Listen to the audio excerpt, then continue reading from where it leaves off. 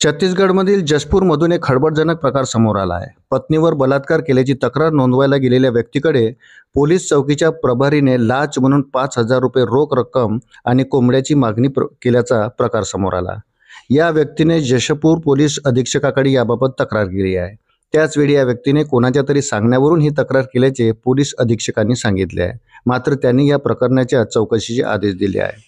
वृत्त सविस्तर जाणून घेण्याकरता चॅनलला सबस्क्राईब जरूर करा.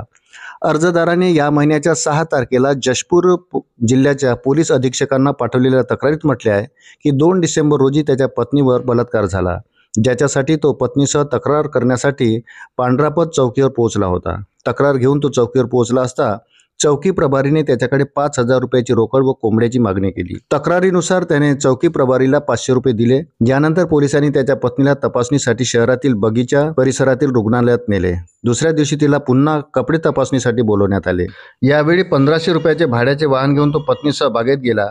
या दिवशी चौकी प्रभारीने त्याच्याकडून आणखी 500 रुपये घेतल्याचे तक्रारीत म्हटले आहे. अर्जदाराने प्रभारीला 600 रुपये किमतीचा कोंबडाही विकत घेऊन दिला. अर्जदाराने आपण कोरवा जातीचे गरीब असल्याचे तक्रारीत म्हटले आहे. चौकी प्रभारीच्या सांगण्यावरून त्यांनी आपली जमीन गहाण ठेवून 10,000 रुपये घेतले असून त्यापैकी 9,000 रुपये खर्च झाले. अर्जदाराने पोलीस ठाण्याच्या प्रभारीवर कार्यवाहीची मागणी केली आहे. अर्जदाराच्या आरोपानंतर जिल्हा पोलीस अधीक्षक शशी मोहन सिंग यांनी सांगितले आहे की त्या व्यक्तीने कोणाच्या तरी प्रभावाखाली येऊन ही तक्रार केली आहे.